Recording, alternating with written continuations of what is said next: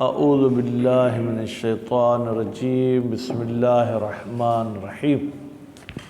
توجہ میری طرف ہو، انشاءاللہ میلاد کا دن ہے تو خوشی خوشی میں آپ کی توجہ ڈبل ہوگی۔ ہماری گفتگو اقسام عطف کے بارے میں تھی۔ عطف کی دو قسمیں کل آپ کو بتائی گئیں، ٹھیک ہے؟ کون سی دو قسمیں تھیں؟ ایک عطف بر لفظ اور دوسری قسم کیا تھی؟ عطف بر محل۔ خوب، پھر انہوں نے عطف بر محل کے 3 شرائط بتائے۔ بھائی کتنے شرائط بتائے؟ 3 شرائط۔ ان میں سے آخری شرط یہ تھی کہ وہ محرز موجود ہونا چاہیے۔ محرز کا مطلب یہ تھا کہ وہ عامل جو اس محل کا عمل کرنا چاہتا ہے وہ محذوف نہیں ہونا چاہیے، مقدر نہیں ہونا چاہیے، بلکہ موجود ہونا چاہیے۔ مثلا لیس زید بقائم، اب ہم قائم کی محل پر کسی کو عطف کریں گے تو قائم چونکہ لیس کی خبر ہے تو منصوب ہونا چاہیے، جو محل پر عطف ہوگا وہ بھی کیا ہوگا؟ منصوب ہوگا۔ اب قائم میں جو نصب کا عمل کرنا چاہتے ہیں وہ موجود ہے، لیس۔ ایسا نہیں ہے کہ آپ کہیں کہ ہم فرض کرتے ہیں کہ یہ ایسا ہے کہ ویسا ہے۔ اب فرماتے ہیں کہ جب یہ تیسری شرط آپ نے مد نظر رکھی تو اس شرط کو مد نظر رکھتے ہوئے چند ایسے مسائل ہیں جہاں پر آپ عطف بر محل نہیں کر سکتے، یعنی کوئی نہ کوئی اس میں قباحت، کوئی نہ کوئی اس میں جو ہے کیا ہے فالٹ، کوئی نہ کوئی پریشانی نظر آئے گی۔ وہ مثالیں دیتے ہیں۔ پہلی مثال، ان زیدن و امرن قائمان۔ کتاب کی طرف ابھی آپ لوگ نہیں دیکھیں، میں دیکھوں آپ نہیں دیکھیں۔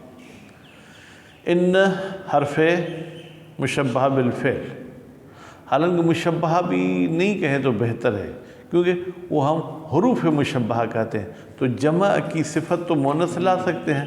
ان تو اکیلا ہے، اگر اس کو مذکر مانیں گے تو پھر ان مشبہ بالفعل، کلمے کے عنوان سے پھر مشبہ بھی کہنا چاہیں تو کہہ سکتے ہیں۔ زیدن اس کا کیا ہے؟ اسم۔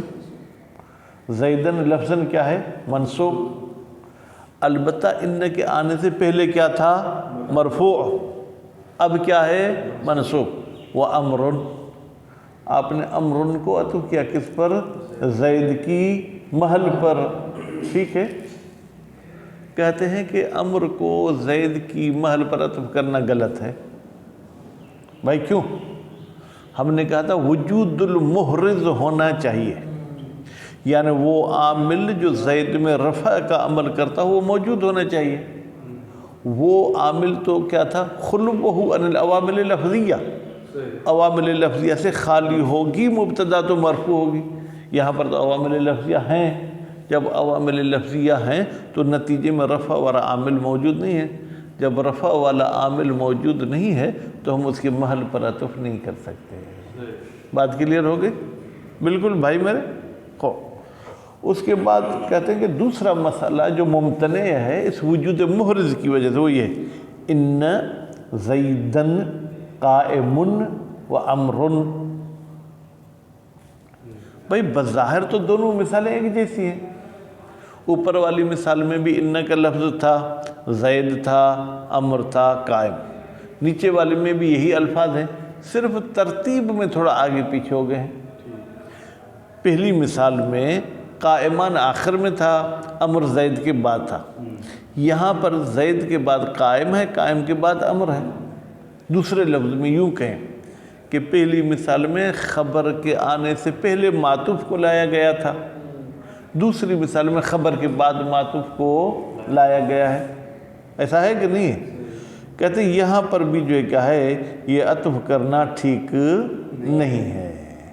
کیوں عطف ٹھیک نہیں ہے؟ اس لیے کہ ایک تو یہ وہی اعتراض ہوگا کہ بھائی زید کا عامل رفع موجود ہی نہیں ہے۔ جب زید کا عامل رفع موجود نہیں ہے تو اس کے محل پر آپ کیسے عطف کریں گے؟ پھر آپ سوال کریں کہ پھر یہ تو اوپر بیان ہو چکا یہاں اس کو بیان کرنے کی ضرورت کیا تھی؟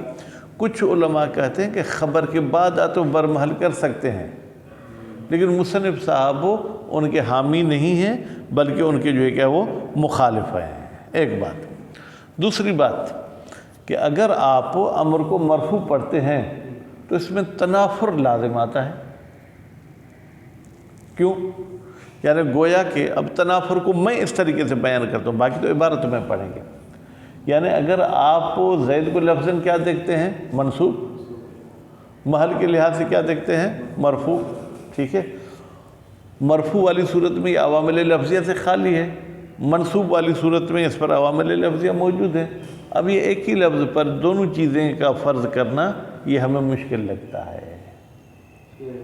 آپ کہیں گے صحیح، یہ تو پھر لیس زید پہ قائمن میں بھی ہے، وہاں پر بھی تو قائمن کو آپ مجرور بھی مان رہے ہو باقی وجہ سے، پھر وہاں قائم کو آپ منصوب بھی مان رہے ہو لیسا کی وجہ سے، تو اس میں پھر ایک جان چھڑانے والا جواب دے بھائی وہ تو بازائدہ ہے نا، تو زائدہ کی وہ کوئی اتنی حیثیت نہیں ہوتی، جبکہ ان والی صورت میں کوئی چیز زائدہ نہیں ہے، لہذا ہم اس کو عطف کرنے سے روکتے ہیں۔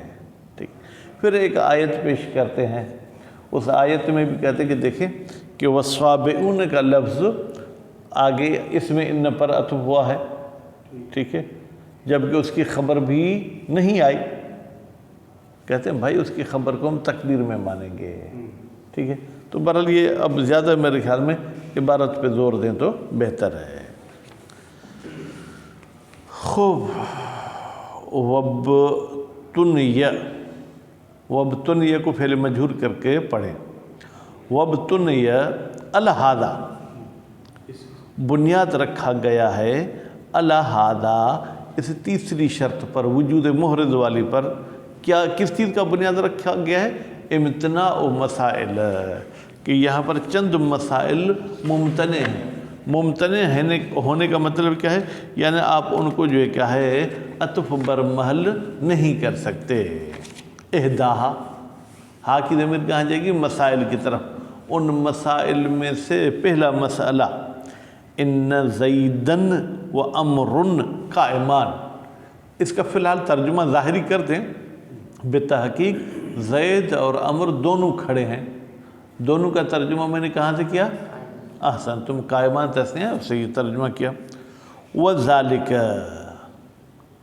ذالک کا اشارہ کہاں جائے گا میرے بھائی؟ امتناع کی طرف۔ بھائی یہ مثال ممتنع کیوں ہے؟ ٹھیک ہے، ممتنع ہونے کا سبب فرماتے ہیں لِأَنَّ الطَّالِبَ لِرَفْعِ زَيْدٍ، بتحقیق وہ چیز جو زید کو رفع دینے کی طلبگار ہے، هو الابتداء، وہ کیا ہے؟ مبتدا ہوگا تو مرفوع ہوگا۔ والابتداء هو تجرد، اور ابتدا کسے کہتے ہیں؟ کہ بھائی وہ زید خالی ہو کسی عوامل لفظیہ سے، وتجرد قد زال، جبکہ اس زید کا خالی ہونا یہ تو ختم ہو گیا۔ کیوں؟ بدخول ان، اس لیے کہ اس پر ان داخل ہو گئی۔ ہم نے کہا تھا عامل محل موجود ہو، یہاں تو عامل محل کو گویا کہ طلاق لے کے یہ ان کا بھی جو ہے کہ وہ بیوی بن گیا ہے۔ الثانیۃ، دوسرا مسئلہ جو ممتنع ہے عطف برمحل کرنا، ان زیدن قائم و امر۔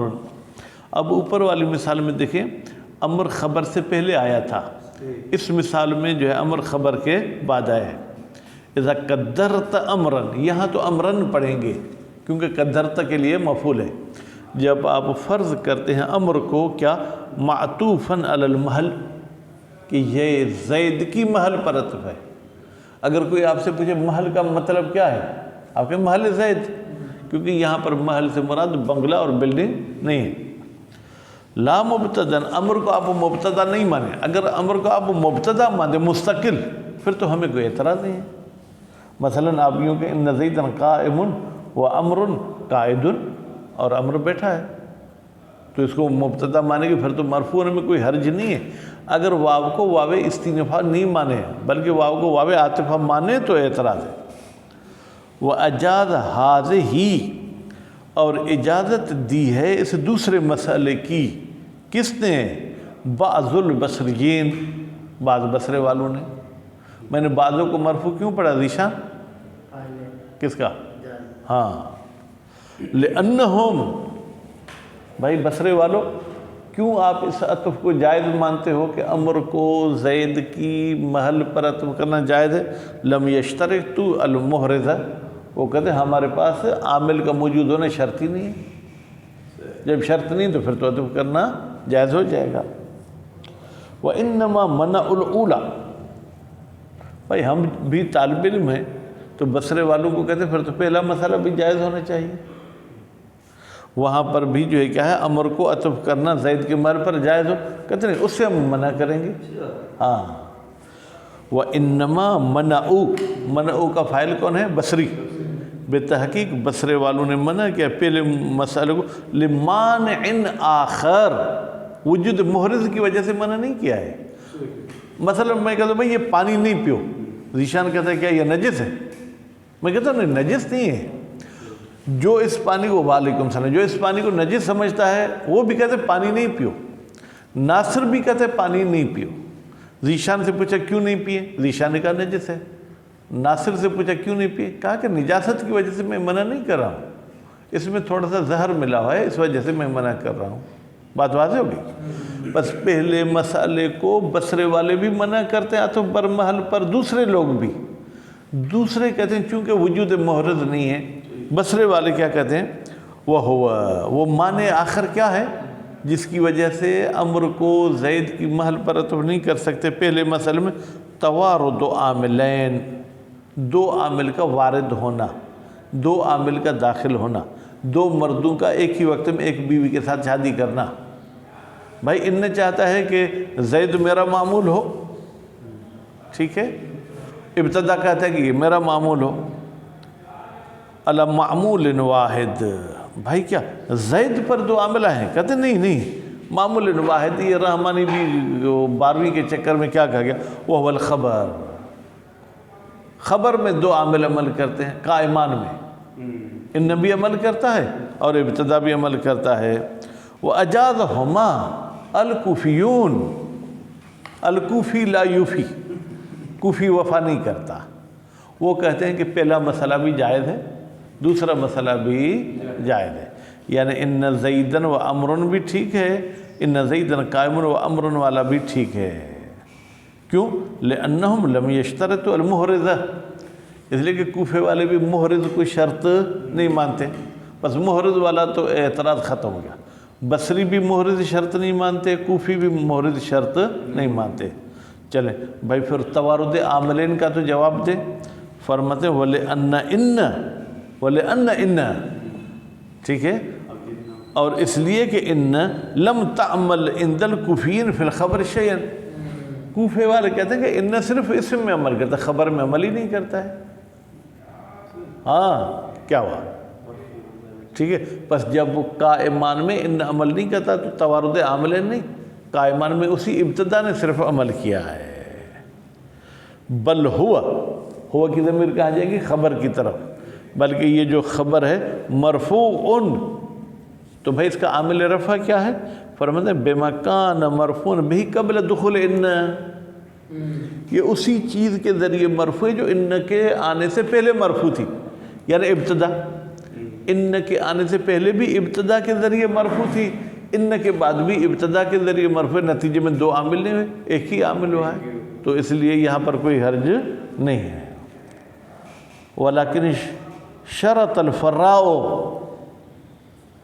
فرا صاحب بھی اس عطف کو جائز مانتے ہیں، لیکن ایک چھوٹی سی شرط بیان کرتے ہیں، لصحت رفع، کہا کہ رفع کے صحیح ہونے کے لیے شرط ہے قبل مجیء الخبر، خبر کے آنے سے پہلے، خفاء اعراب الاسم، جس اسم کے محل پر عطف کرنا چاہتے ہیں وہ اسم میں مکسور ہونا چاہیے، یا یوں کہ اس کا اعراب چھپا ہوا ہو، اس کا اعراب ظاہر نہ ہوتا۔